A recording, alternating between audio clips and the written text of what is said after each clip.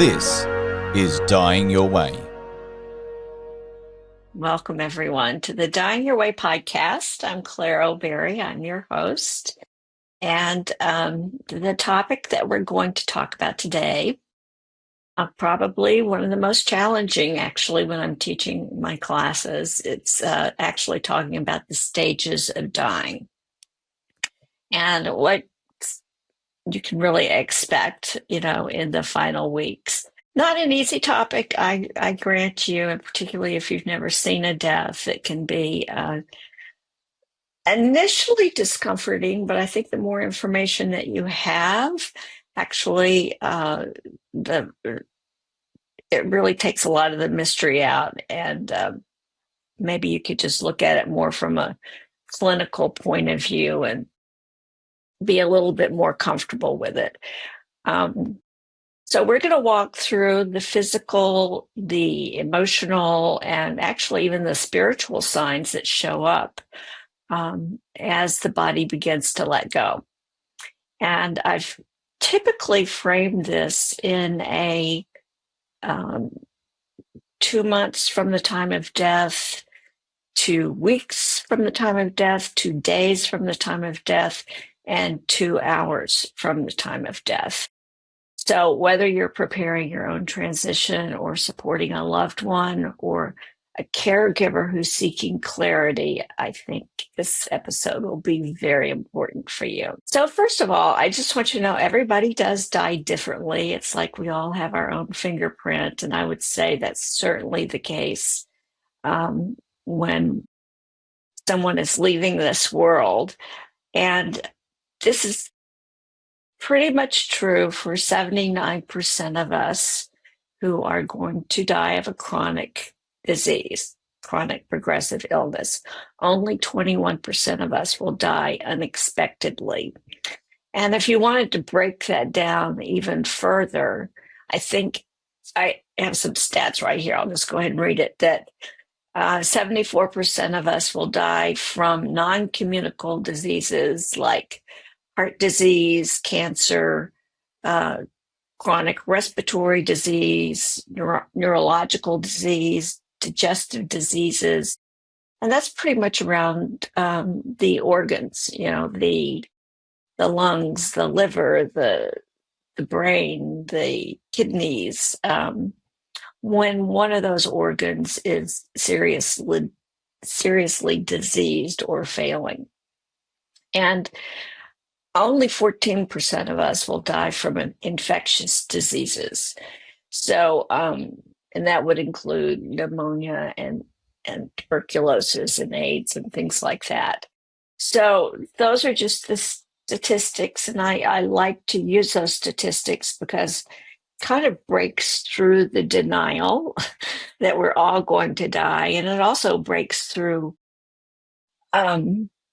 the denial of how we're going to die, and that somehow it's just going to take care of itself. I often talk about, people just wishing that they die in their sleep, or people just wishing that they're going to be on the 18th hole of the golf course and, just have a sudden heart attack and check out that way. And that would be nice, but that's just not how it works. So what I'm going to share with you today is for that group of people that have a chronic progressive illness. And no matter what your disease is, your symptoms will be managed according to your disease. But these stages of dying are pretty similar across the board. And what I'm also sharing with you has to do with people that are having good palliative care at the end of life, which, of course, I'm always recommending. People wait too late to get that, but you really want to have that in your wheelhouse before you die, particularly if you want to die at home. Okay, so first let's talk about 2 months before death. Now, you've probably been in the curative stage, and maybe you got to a point where, your doctors and yourself have come to the conclusion that the the benefits, that you're supposed to get from the curative treatments just are no longer working. And so you've moved to a palliative care or into hospice care, and you're no longer having curative treatments. So around 2 months before death, you may notice for yourself subtle signs, but consistent signs that the end of life is approaching. Some things that might be noticed is that you're eating less and you're sleeping more. There may be a slow withdrawal from usual activities or conversations that you would typically enjoy. And your energy is waning. And that's one of the reasons for these changes. You just don't have the energy to have the kind of back and forth conversations that you used to enjoy, hobbies that you used to have. You really don't have the energy to keep that up. Now, that doesn't mean that you're not going to have some good days. You will. But overall, the trajectory is downward. And this is the time, if you haven't already, and I hope you have, but this is the time to ensure that hospice care is fully in place. And a hospice team can increase the number of visits. They can provide medication, which is called a comfort pack, that is on hand for symptom management, whether it's anxiety or nausea or pain or just things that could present themselves, and you want to have that on hand.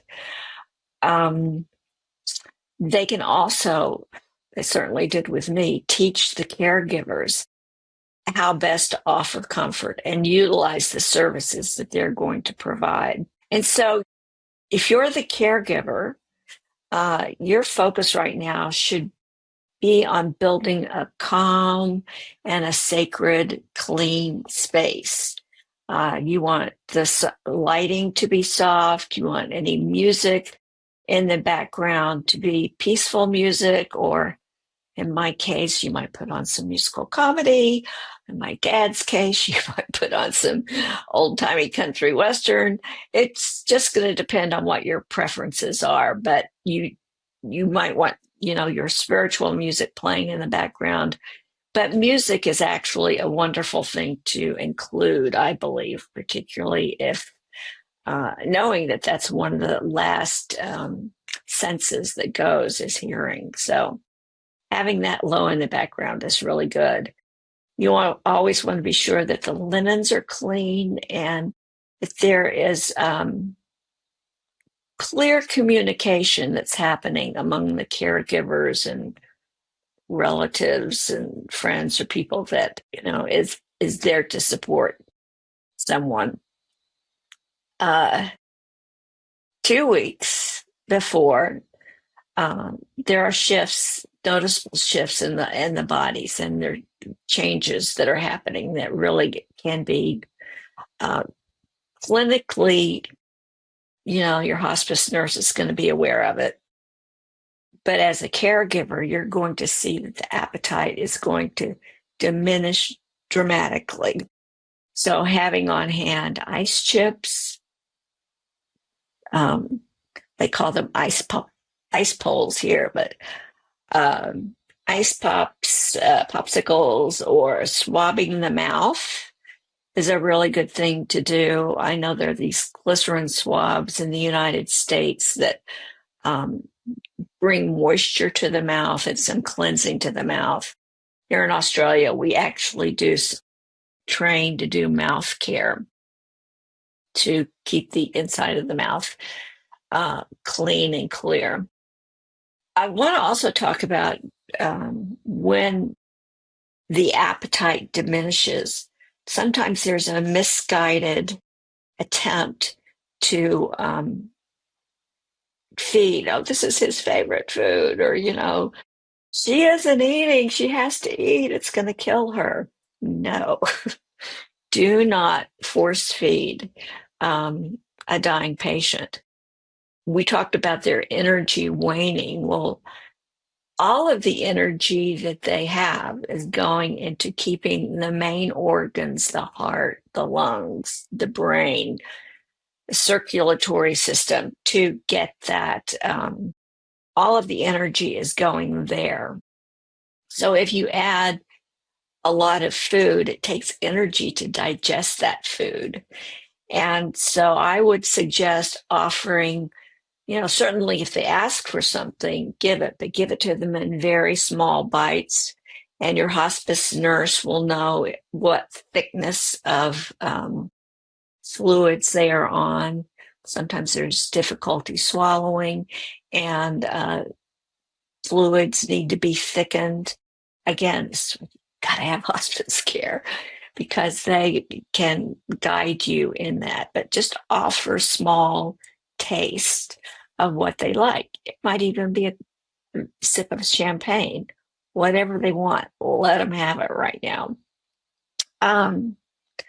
So that's about the appetite. It diminishes, but sleep will become more and more predominant. Again, just, when the patient is awake, that's great. That's time to, interact and engage. If they're up to it, it's good to even try to get them to sit up and move a little bit if they're able. It just helps the circulation, it helps bowel movements and everything, prevents bed sores. So if they can sit up, move to a chair, that's great. I know Daddy was out on the porch just a few days before he died because he loved to watch the sunsets out in the country. And so we just sit on the porch and watch the sunset. And, he'd let me know when he was ready to go. He wouldn't stay out there long, but he'd let me know when he was ready to come in. So the nurses will check the vital signs, and the blood pressure is going to be lower. There may be an irregular heartbeat. You can observe changes to the skin color, and the extremities can become cold or mottled. Right now, my hands are freezing. I'm not dying. It's like the energy moves up the extremities and up the legs. So the circulation is not happening like it was in the hands and the feet and the legs. And it causes this sort of purplish, grayish mottling kind of look.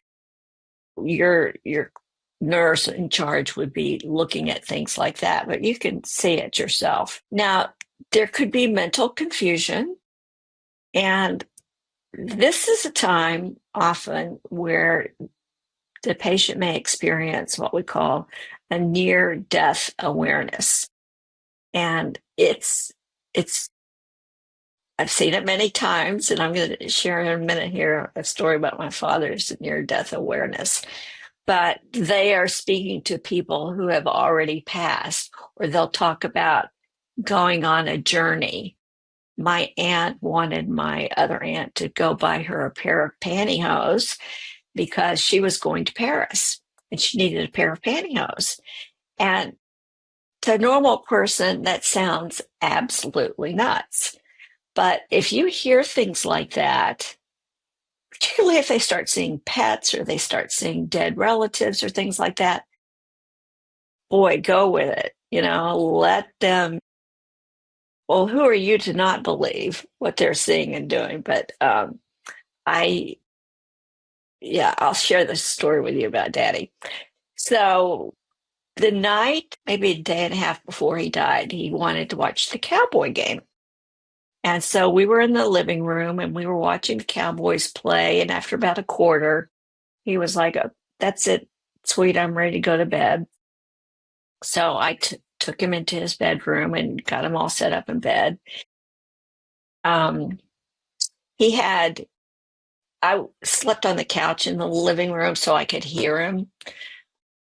The hospice people had already let me know that it was going to be soon. So I was sleeping close by and I heard what we call the death rattle, which is the secretions that are collecting in the back of the throat, and swallowing reflex, the natural swallowing reflex isn't there.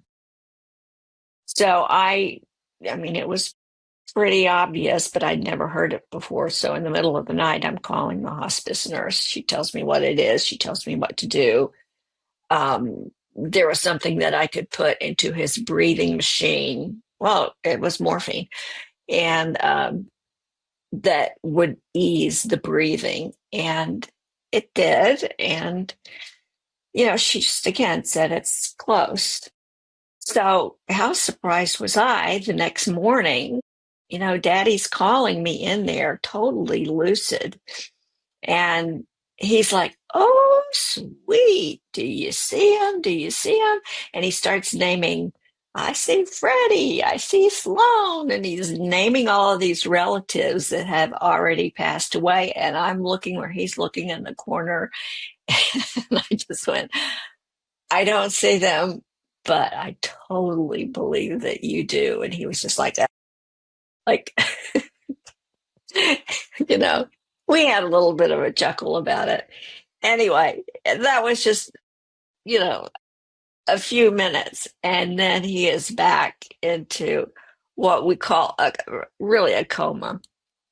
And that was about 10 o'clock. So he died about 1 o'clock a.m. the next day. And so it was really close, but he had that near death awareness. And I think he was comforted by it. And yeah, if you have a loved one that experiences that, just go with it. Okay. I think it's really a comforting thing.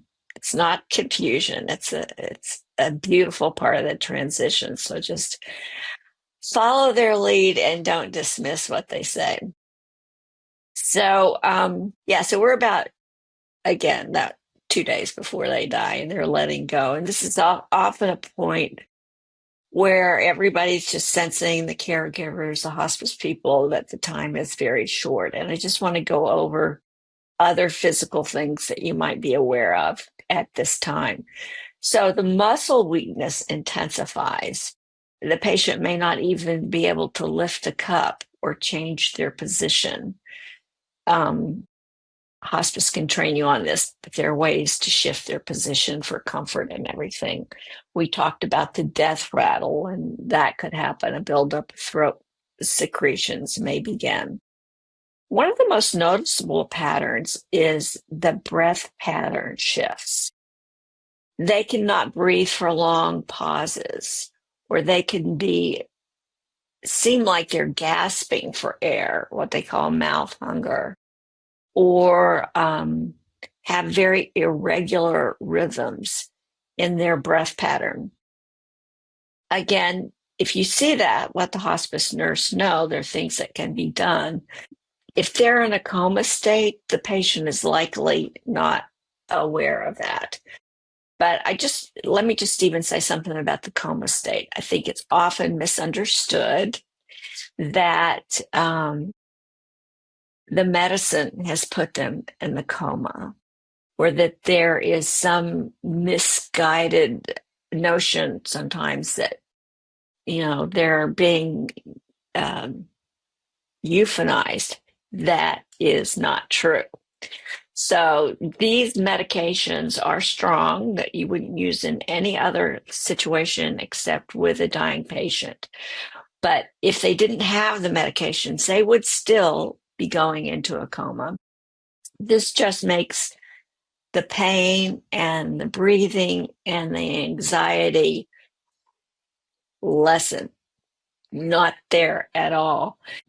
And I'm happy to respond to any comments you might have, or if you're a clinician listening to this, I'm happy for you to correct what I'm saying. But of all the people that I've seen, the strong medications that they receive at the end of life does not kill the patient, okay? And you want to have that kind of relief. So it's really important these 2 days before. It was already important, but it's even more important now, what we call holding space. So that is creating a physical environment. I'm going to sneeze. I hope I'm not going to say, creating a physical environment so people that come into the room can feel the love, they can feel a sense of peace, they can even feel silence, which the feeling of silence can be very powerful. If you've experienced it, you know what I'm talking about. Use very gentle touch. They can still hear. So before you touch them, so I'm going to swab your mouth out before you do that. So there's not this any kind of sensation of surprise. Or if Mary, Erica just came through the door to see you, they may not be able to respond, but being able to announce a new person coming into the room or that you are leaving, but you're going to go feed the dog, but you'll be back, just communicate with them so they know what's going on.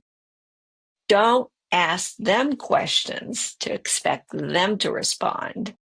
You're there to, just support the dying patient. And what is quote? Death is our friend because it brings us into passionate presence with all that is here, that is natural, that is love. That's Rainier Maria Wilkie, a quote from her, which I think captures what this time is like. It's just a very natural, loving place to be. And death is one of those few authentic experiences that brings us there. Okay, let's go to 2 hours before death. And the time is at hand, the veils are thinning, you're on the threshold, and it is a sacred space. It is both a place of awe and it's a place of tenderness. And even in the grief and sadness that we're feeling, it is so full of love because of who this person is to you and them to you. They may not be able to express it, but the love is there. So the breaths may be more spaced out with very long pauses, sometimes 30 seconds or more. And when I'm vigiling with people, I will actually start timing it and counting it. And I will try to get my breath to where it's really steady. If I can match their breathing, I do.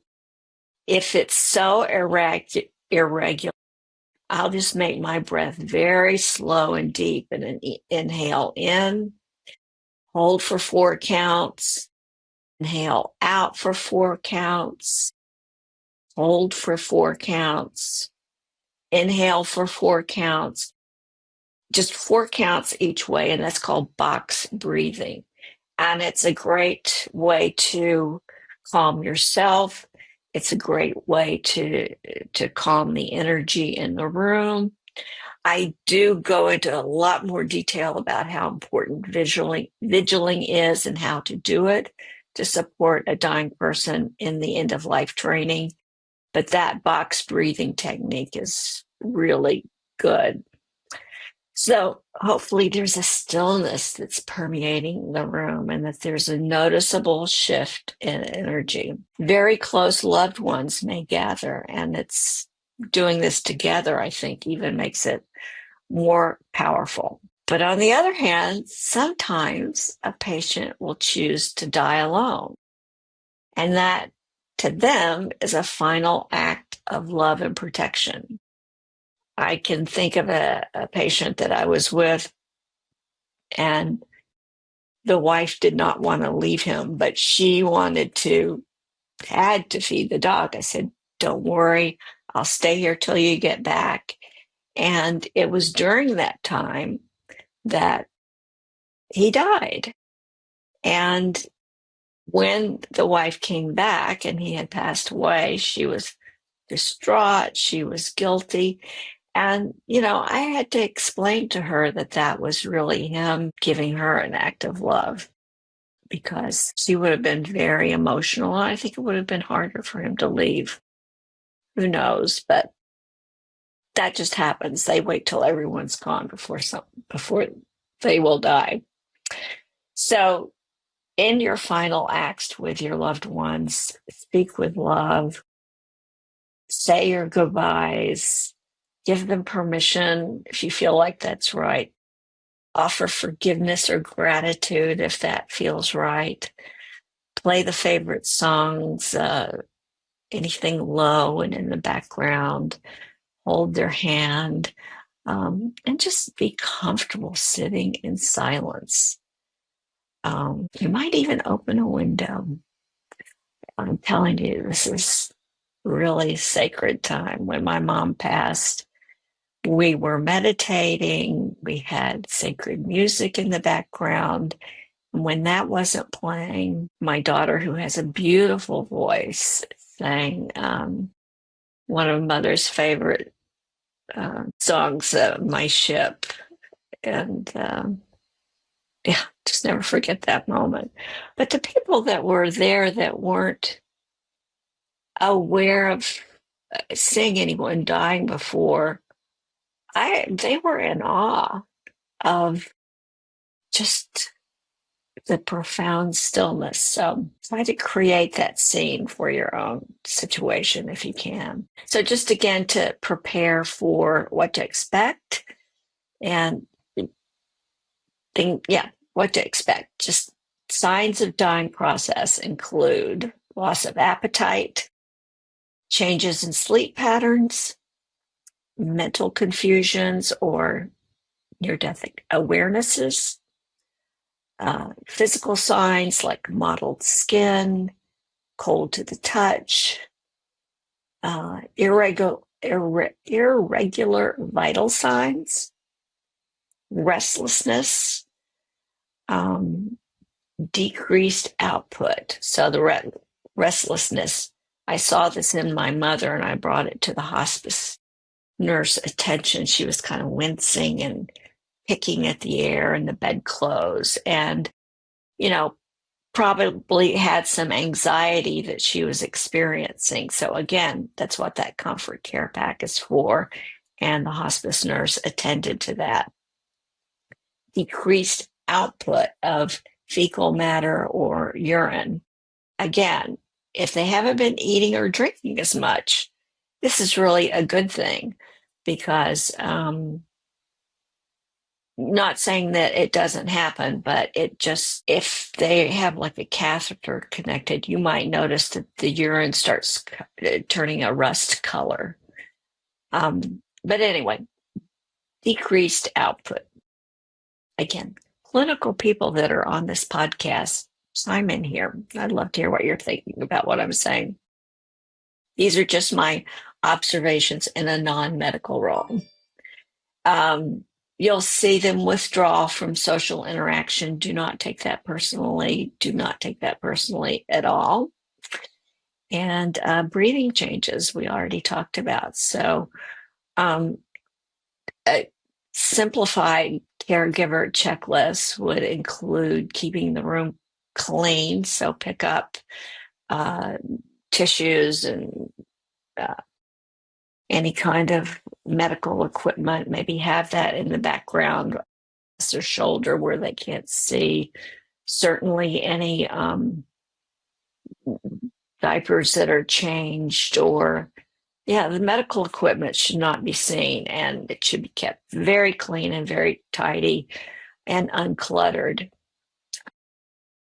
You do want to do gentle hygiene with the patient, and maybe it's just, a warm washcloth.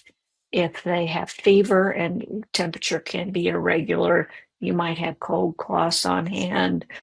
I love to get heated blankets on the hospital ward and, put them over the feet of the patient. They're just like so grateful for that. So there are going to be temperature fluctuations too. Gentle hygiene, soothing touch, music. If aromatherapy is good, I certainly recommend that.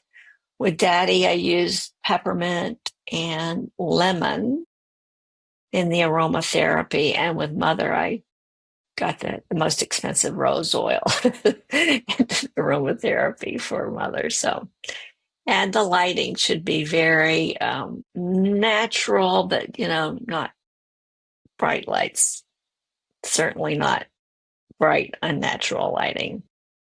And just honoring the silence of the space and any rituals that are part of your belief system, getting the priest in, things like that. Ritual is very, very, very important. So, again, holding space for a sacred exit, it's deeply important that supportive energy is there, that affects the one who's dying. Energy will affect them, and so you want it to be good energy. Grief is expected, but please avoid expressing anger or your own personal fear near the bedside. Move any heated discussions elsewhere. Your presence is very powerful, and you are learning while you're watching. And so the energy that you bring in, let it be love. Do not bring in chaos.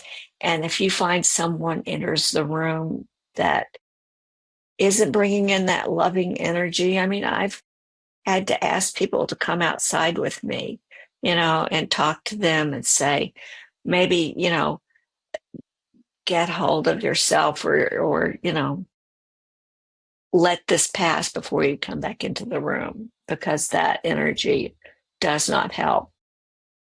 And again, some people will wait until they're absolutely alone before they die. It's a very intimate thing to die. So trust that timing and just know that if that does happen, it may be their final act of love and care for you. So I think, it's important just to acknowledge that there is fear in dying. And people that have had near-death experiences, like Anita Moore-Johnny is very well known for her, but you can go on YouTube, and one of my favorite podcasts is Next Level Soul. And there are just so many near-death experiences. And because it's happening more and more, it's being studied and validated. I mean, it's not just some woo-woo thing that happens. It's very much a real experience that has happened to people where they have clinically died and have clinically come back to life. And they've often had very, very, very transforming experiences. And I haven't had a near-death experience, but kind of I have, I'll share this experience with you because it really, I'm not afraid to die, and because of this experience, that's partially why. But I was going to my daughter's house, which was about 3 miles away, and I was crossing a farm to market road, and I was broadsided by a dually pickup. That's a pickup that has 8 wheels on it to each location. And it was pulling a horse trailer with 4 horses in the horse trailer. And I was broadsided and just went careening over the side of the road into the pasture. And I remember just thinking, this is it. Is this how I'm going to die?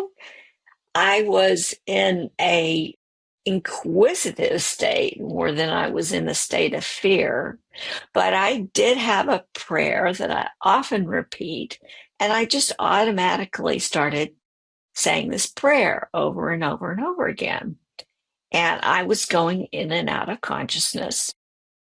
One thing I did have an awareness of, though, is that when I was out of consciousness, that prayer was repeating itself inside me. I wasn't repeating it anymore.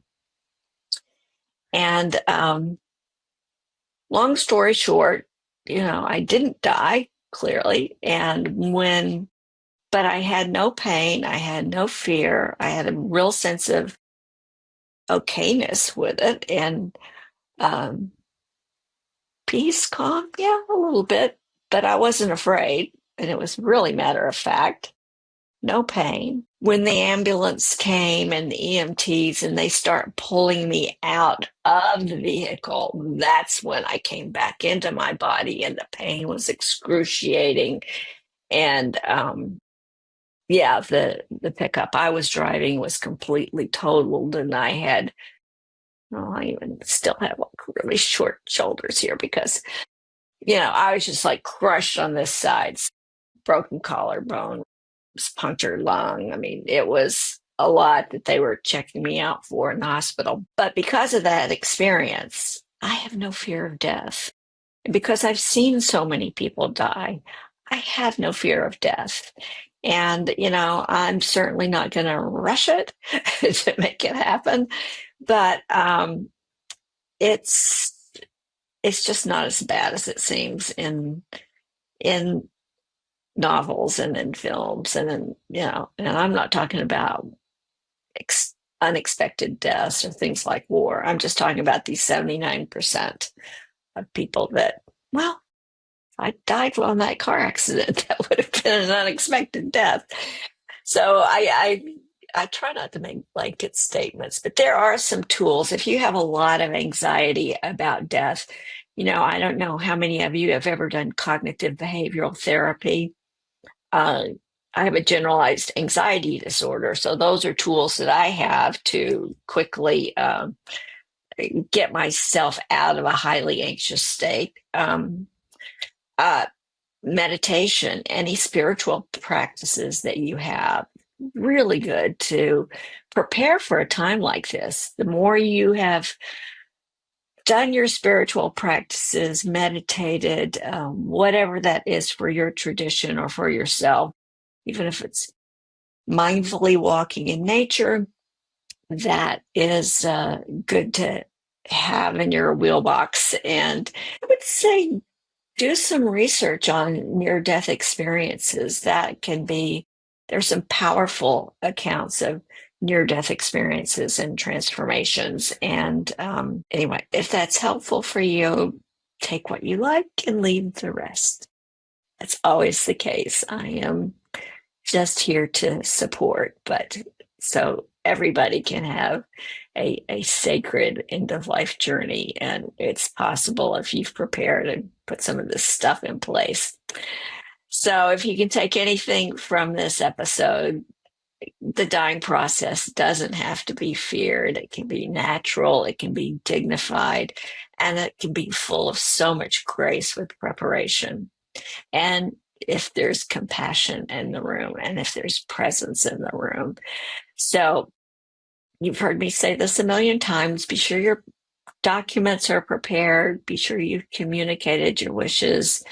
Build your support team and talk to your family about death and dying. So these conversations aren't awkward or full of misguided emotion. But just most of all, be present and trust that the love will be there. So there's a much more extensive caregiver checklist that I have in the Dying Your Way into Life training. And there's also a really nice video of how to vigil, how to be at someone's bedside. And so I really recommend that you go to the Dying Your Way website, go to trainings for individuals, and it's not that expensive, but I'm telling you, it's soup to nuts, everything you need to know if you or a loved one has been given a life-threatening diagnosis. Or if you're an early planner, it just pays to be prepared. So if this episode spoke to your heart, or if it spoke to your practical side, please share it with someone that you love and care about and start having these conversations. You just never know who needs to hear this and would really appreciate to have this knowledge, because remember, death is not the enemy. Denial of death is. So until next time, this is Claire O'Berry, and I'm just sending you all lots of love and hope you take care. Bye. Thank you for joining us on Dying Your Way. If it's inspired you, then please spread the word. Leave a rating and review so others can find out about us. To learn more, connect with us on Facebook or our website at dyingyourway.com. A special thank you for the artist Mel Dobra for letting us use her song, Smoke and Flame, as the soundtrack of our show. I invite you to return, hear each episode, and be part of the conversation on death literacy. I am Claire O'Berry, and this is Dying Your Way.